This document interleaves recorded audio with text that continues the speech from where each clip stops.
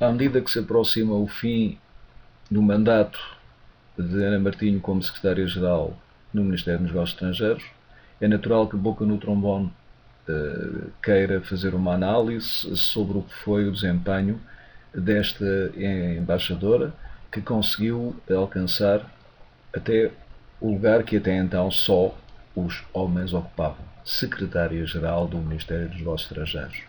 Secretária-geral é a chefe de todo o departamento, ou seja, da parte administrativa, da parte logística, de toda a parte material que compõe a estrutura do MNE, e nessa qualidade tem secretários e tem diretores gerais que seguramente a apoiam e ajudam, como foi o caso do José Augusto Duarte, antes de saltar para Moçambique e agora para a assessoria do novo Presidente da República. Com a gestão de José Augusto Duarte, seguramente houve muitas coisas que Ana Martinho nem conseguiu acompanhar. José Augusto Duarte era muito independente e providenciava e organizava as coisas a seu modo. No entanto, Ana Martinho sempre conseguiu manter as coisas e cumprir as metas que lhe foram dadas. É uma pessoa de vinganças pessoais, é uma pessoa que guarda e espera para executar as suas vinganças, e fê-lo seguramente enquanto desempenhou funções, e ainda está fazendo. No entanto, cometeu gafes. Uma delas, como embaixadora, como diplomata, foi a forma descuidada que permitiu que as comunicações e os telegramas fossem tratados, e ainda são, no Ministério dos Negócios Estrangeiros. Cabia-lhe ter sido mais vigilante e mais observadora. Ela própria, defendendo o sigilo, o secretismo e a confidencialidade dessas comunicações, telegramas, vulgarmente chamados, permite que esses sejam transportados em saco de manda transparente, onde é visível o teor e os assuntos que lá estão, constantes, são abandonados muitas vezes nos corredores e são destruídos, ou são abandonados num espaço onde são destruídos, quando é possível, por muitas vezes funcionários que nem pertencem aos quadros do MNE. São carregados de qualquer maneira, e isso seguramente que Ana Martinho pôde ver, pois existe uma publicação de Boca no Trombone precisamente sobre essa matéria, e que foi postada na internet em dezembro de 2015. Curiosamente, nessa mesma altura também foi postado um artigo sobre o atual diretor dos recursos humanos, um diplomata que, curiosamente, e num tom ternurento, mas ao mesmo tempo de chacota, ele é comparado a duas figuras do imaginário de todas as crianças e de nós próprios, de filmes como o Batman ou como a Guerra das Estrelas. Seguramente que quem escreveu o artigo saberia o porquê. Quem conhece esta figura rústica, com andar trôpego como um pinguim, sabe que se trata de um ser, e neste caso de um personagem, que tenta viver bem com Deus e com o demónio, portanto nem é quente nem é frio. Tem música, a música típica do diplomata, que nos diz muitas coisas, nunca nos dizendo nada. No entanto, é na administração deste funcionário, ou deste diretor de recursos humanos, que surge uma situação nunca antes vista e que realmente é gritante pela forma discriminatória com que os funcionários são tratados nos negócios estrangeiros. Se formos ao site do Negócios Estrangeiros, encontramos os vários serviços e de repente paramos com uma situação extremamente engraçada. A ADSE. A ADSE tem uma funcionáriazita, Elsa Candeias, que é responsável por esta divisão, este departamento, a secção. E então temos a ADSE em letras grandes. A ADSE em letras grandes é destinada ao corpo diplomático. Depois temos a ADSE para o corpo técnico, onde se incluem seguramente os técnicos superiores. E por último aparece a ADSE para os administrativos. Realmente, se isto não é uma discriminação, o que será? Estava longe Boca no Trombone de, em 2000 e muitos, encontrar ainda formas discriminatórias em que os funcionários, consoante a categoria a que pertencem, têm um tratamento compatível. Isso significa que naquele Ministério de Negócios Estrangeiros existe realmente uma discriminação e um desrespeito para com determinadas classes profissionais de veras gritante.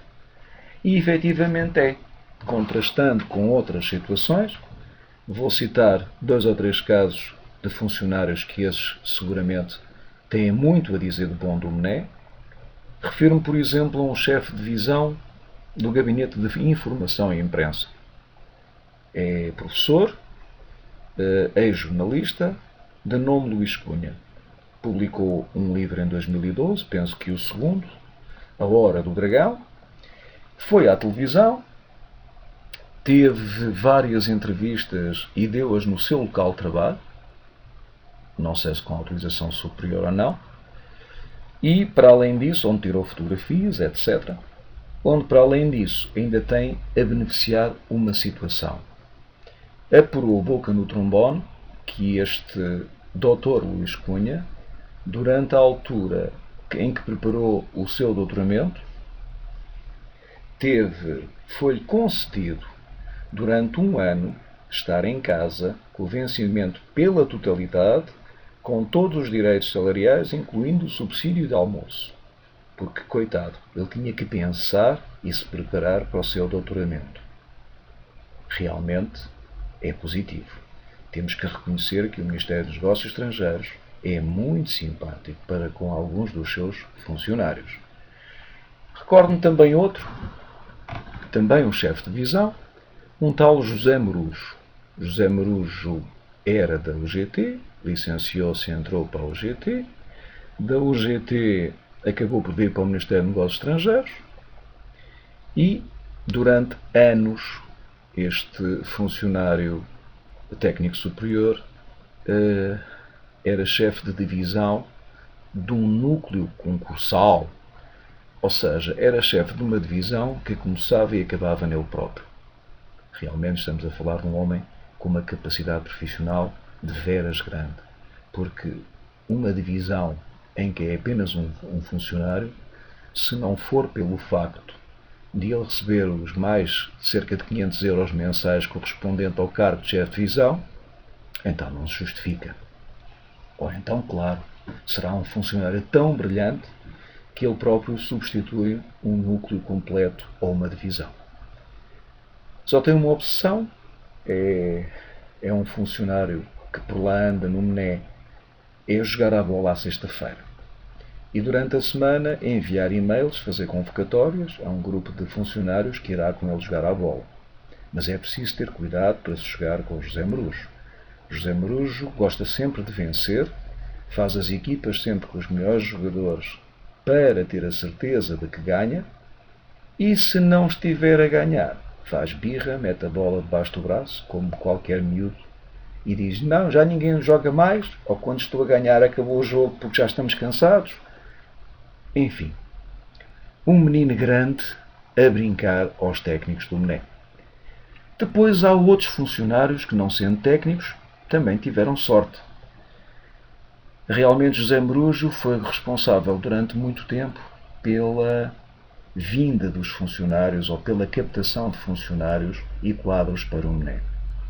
E com isso foi buscar pessoas aos sítios mais incríveis, à segurança social, aos hospitais, aos militares e à etc. E com isso há muitos funcionários no MNE. Há alguns valem o que valem. Mas realmente é bizarro ver como certos departamentos no Ministério estão entregues a determinados funcionários sem a mínima capacidade. Recordo-me os vencimentos que ao fim e ao cabo são algo de elevada responsabilidade, têm como chefe uma funcionária que penso que veio de uma escola. No entanto, é responsável por tudo aquilo. Nunca tinha feito tal tarefa ou tinha desempenhado tais funções antes de chegar ao MNE. Recordo-me também um Carlos Laureano, serralheiro mecânico de profissão. Tem tudo a ver com o processar vencimentos e despesas. Enfim, adaptações. Mais grave que estas situações de adaptação ou inadaptação é o caso de funcionários que estiveram envolvidos em determinados processos, que correram processos que foram arquivados na inspeção diplomática e consular e que ainda assim, depois de ter provado que mexer em dinheiros, mexer em determinadas contas, acabaram por incorrer em serem instaurados processos, precisamente porque as coisas não estavam bem, manterem-se em determinadas funções. Ou aqueles que tiveram problemas no desempenho de funções em embaixadas no exterior, por esta ou por aquela razão, situações por explicar em relação à concessão de vistos, ao dinheiro envolvido nos vistos, ao dinheiro envolvido nos passaportes. Ainda assim, essa gente não só continua muito bem colocada no MNE, como também, quando é possível, são colocados no estrangeiro a fazer exatamente as mesmas coisas que os levaram às instaurações dos processos disciplinares em tempos. Ou, noutros casos, como um caso de uma funcionária que está presentemente colocada no Departamento de Assuntos Jurídicos, essa pessoa veio de uma embaixada com um processo associado ao desaparecimento de dinheiro, à venda de vistos, à venda de passaportes, etc. Brilhante. Não há muito a dizer. Em contrapartida, lembro-me perfeitamente de em 2013, finais de 2013, 2014, Boca no Trombone teve acesso à informação daquilo que foi a perseguição movida pela antiga Direção-Geral da Administração a um funcionário doente, era um funcionário de nome Ricardo, doente, era uma pessoa com problemas do foro psicológico, e que a perseguição foi de tal maneira e encalacraram de tal maneira que ele se acabou por suicidar, enforcado. Realmente, 2 pesos e 2 medidas. Estas são situações, seguramente, que Ana Martinho deveria ter evitado. Não só pela forma como dos assessores ou diretores nomeados, que lhe dessem mais garantias de justiça e de igualdade. O urbanismo, como hoje é tão em moda dizer. Isto acaba em situações como aquela que vimos há pouco tempo na revista Sábado, em que só agora, passado 1 ano e meio, veio a lume uma situação de pugilato de arrancar cabelos entre funcionários.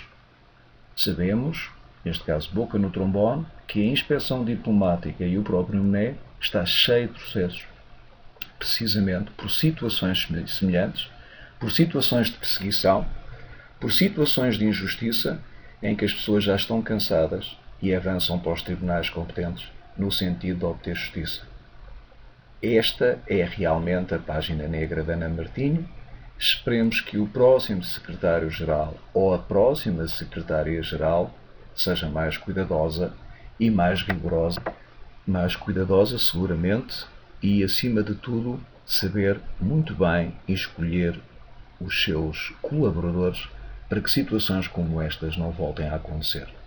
E com isto, Boca no Trombone despede-se, desejando as maiores felicidades a este diplomatas brilhantes que tão bem têm cumprido as suas funções. Acrescenta ainda Boca no Trombone, em jeito de despedida e notícia de última hora, o Dr. Luís Cunha teve muita sorte porque efetivamente o sucesso que foi o seu livro permitiu-lhe que a sua filha, presentemente, esteja a trabalhar na televisão de Macau. Um bem-aja para ele e mais uma portuguesa de sucesso neste mundo. Então agora que é tão necessário fortalecer e estreitar relações com a China, seguramente é mais uma valia a acrescentar a este elan e a este elenco do MNE. À medida que se aproxima o fim do mandato de Ana Martinho